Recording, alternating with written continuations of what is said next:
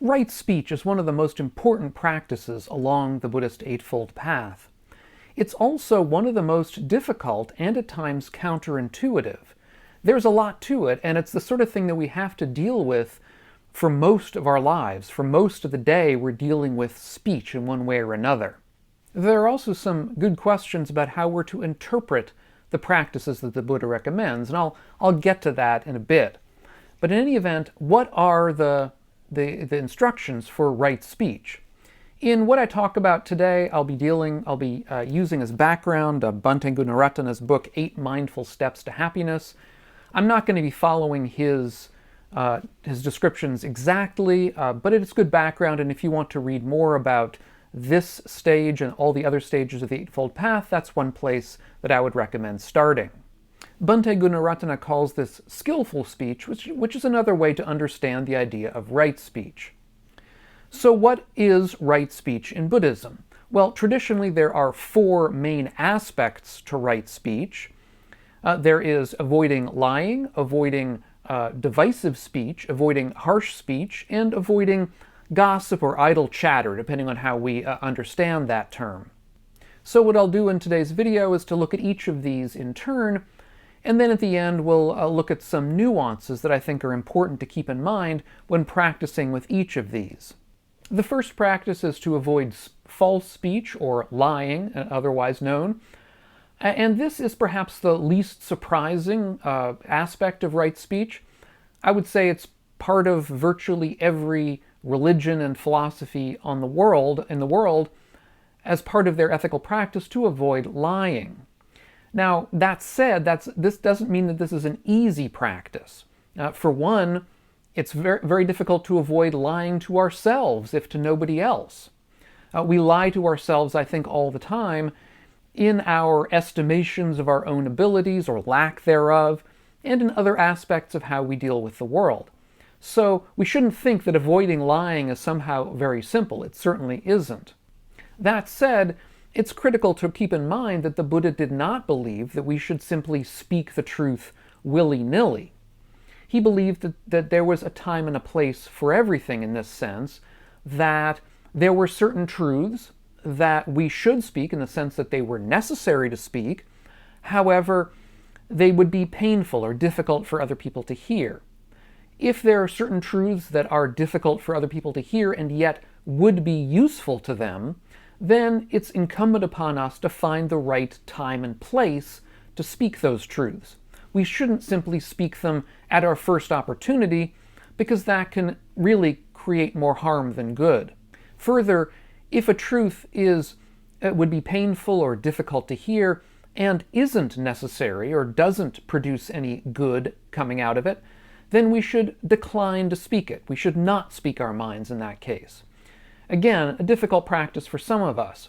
What this enjoins upon us, and indeed we'll see this with all aspects of right speech, indeed all aspects of Buddhist ethics, is to be mindful of the character of our speech, so that we speak truths when they're useful and decline to speak them when they're not.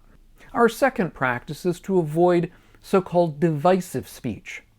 There are times when we may come into information that we believe might divide one person from another by exposing some information about a person that's going to cause enmity or hatred or resentment to arise between them. And the Buddha says, again, that we should avoid speaking in divisive ways. Now again, this is a difficult practice. I think many of us, I've certainly known many people who sort of revel in their ability to find information about other people that they don't like and to disseminate that information as widely as possible.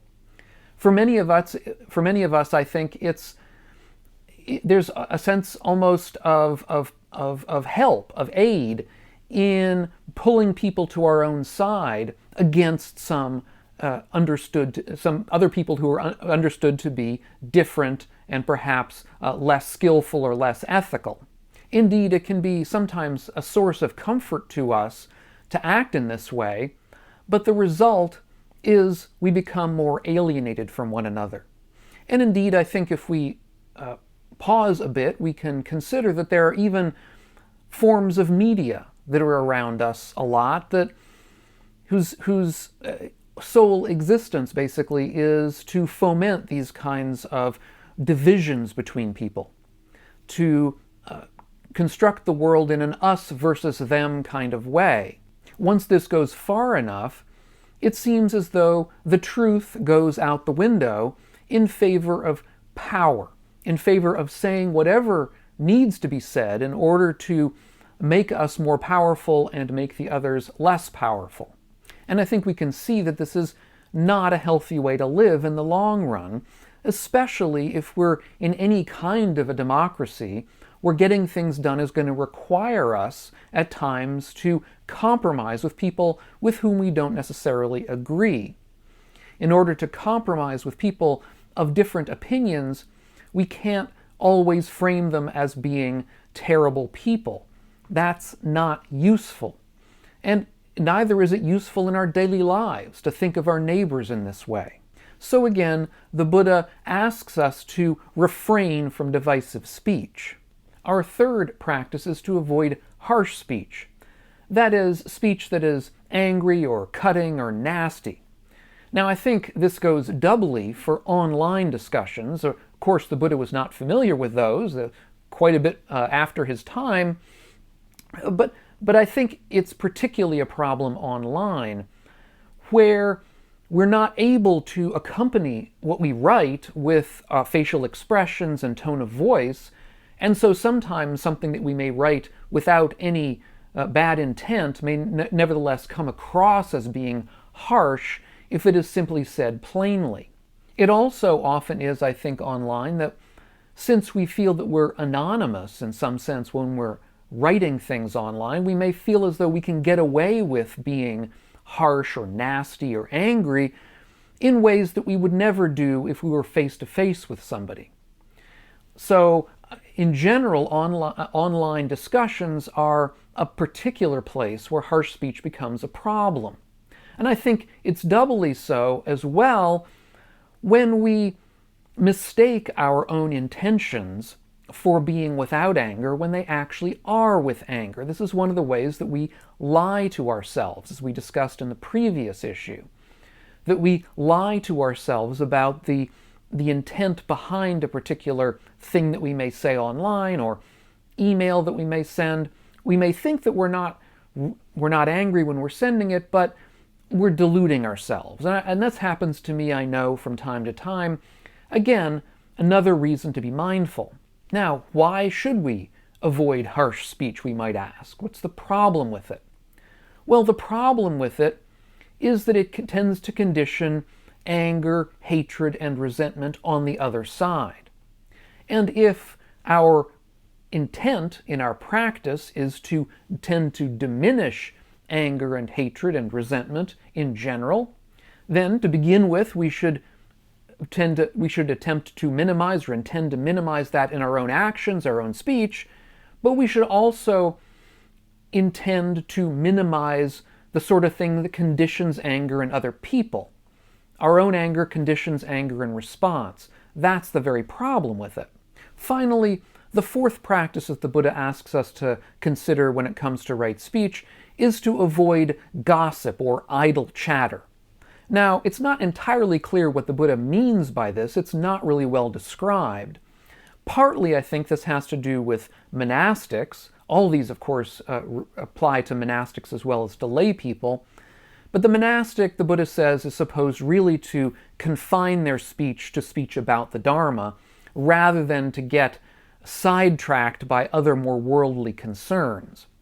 In that sense, the monastic is sort of a full-time practitioner. But for lay people, it's also something the Buddha asks us to consider. Again, not entirely clear why, but I think we can have a couple of ideas anyway. First of all, we don't want to be wasting people's time by chattering about stuff that's not necessary. That can be boring, it can be annoying. I think we all know that.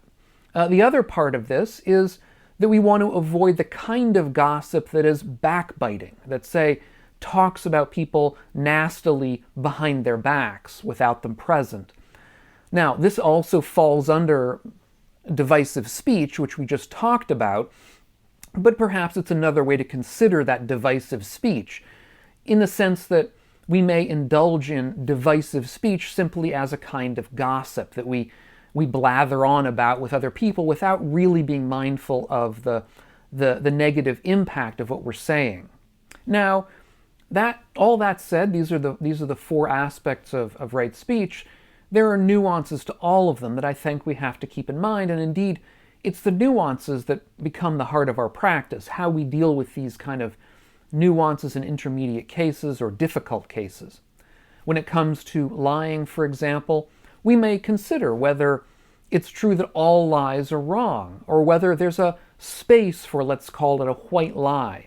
A lie that it's some untruth that we're speaking, but it's untruth that doesn't cause harm, that may indeed be beneficial, at least in its minor, isolated purpose.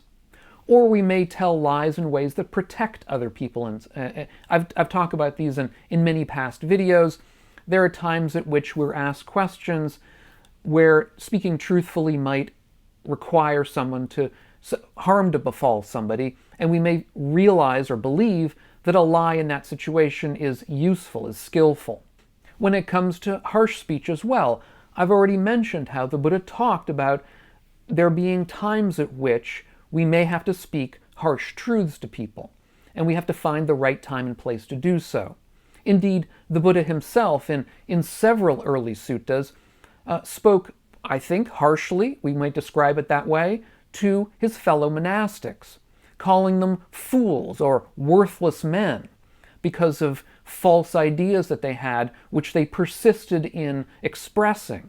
Further, the Buddha spoke quite negatively of his cousin Devadatta when his cousin tried to take over the Sangha from the Buddha, which the Buddha was not particularly happy about.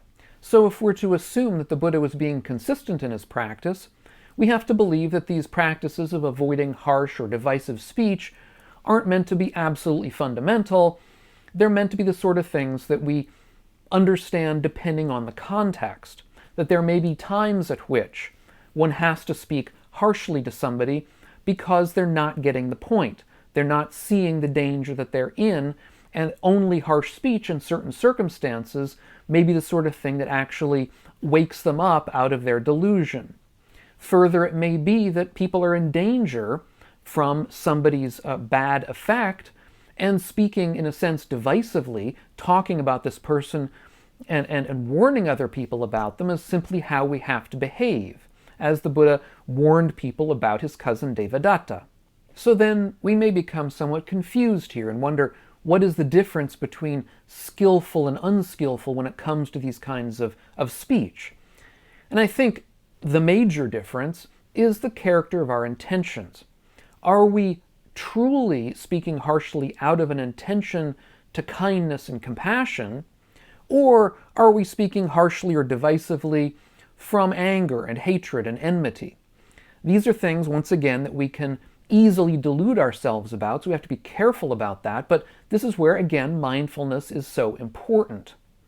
The Buddha has a point that he makes in one of his suttas, where he talks about how a father, when he sees his child trying to swallow a stone or a stick, might act very violently and harshly to try to remove that stone or stick from his child's mouth. The Buddha says that the father might even draw blood in doing that in order to save the child from a worse fate. In that way, we may act in ways that are harsh in the sense of painful, drawing blood as it were, but only because we're trying to be loving and kind in doing it. We might think of something like a surgeon, a doctor, who has to cause great physical damage to somebody in order to overcome an even worse fate. Now, it may not be quite as big an issue, but even with idle chatter, we may wonder about how lay people are to work with that.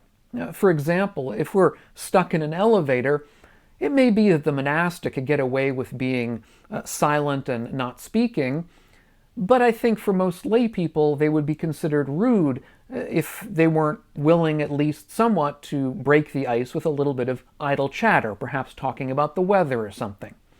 So there are ways in which idle chatter might be useful in sort of greasing the wheels of common friendship.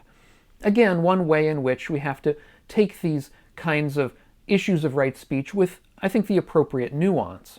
So if you have the opportunity, I would suggest sitting mindfully with what you speak, if possible beforehand, certainly during it, to speak with a mindful intent, to see how it makes you feel, both during it and afterwards, to try to pay attention to how your speech seems to make other people feel, both during and afterwards, to see if it helps the situation or if it makes the situation worse, to reflect upon the character of our own speech, and particularly to be mindful of how we interact online, because once again, that's a place in which speech can be very easily misinterpreted from the other side, and where our own intentions are liable to be misinterpreted as well. In my next video, I'll get to the issue of right action. We might think of speech as a kind of action, but there are also bodily actions that we have to be particularly aware of in our Buddhist practice. So when that's ready, I'll put a link to it up here on the screen. Meanwhile, if you're getting something out of these videos, please consider taking a look at my Patreon page, which is linked down below and up here on the screen, and see if you want to help support the channel and the work that I'm doing here. Thanks again, and we'll catch you on the next video. And meanwhile, all of you, be well.